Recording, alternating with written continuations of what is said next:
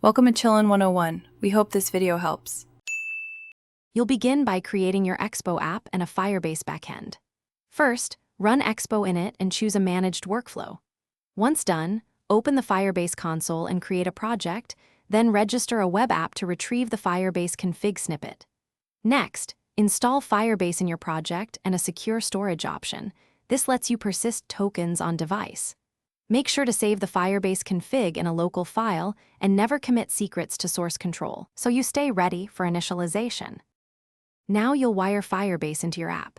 Create a Firebase JS file and import initialize app, get auth, get firestore, and any other SDK pieces you need, then call initialize app only if no app exists.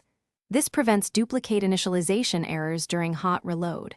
Once initialized, export the auth and firestore instances for use across components. Also, configure persistence or use Expo Secure Store for tokens when using custom auth flows. Finally, verify rules in the Firebase console. Finish by integrating Firebase calls into screens and hooks. You'll write async sign-in and sign-up flows that call auth methods and capture error. Code to provide clear messages. For data, use batched writes and on snapshot listeners to keep UI synchronized. Be mindful of offline persistence settings. When deploying, replace dev configs with production keys and test on a real device. If something breaks, enable Firebase logging. Confirm initialize app only runs once, and check firestore rules and network permissions to troubleshoot quickly.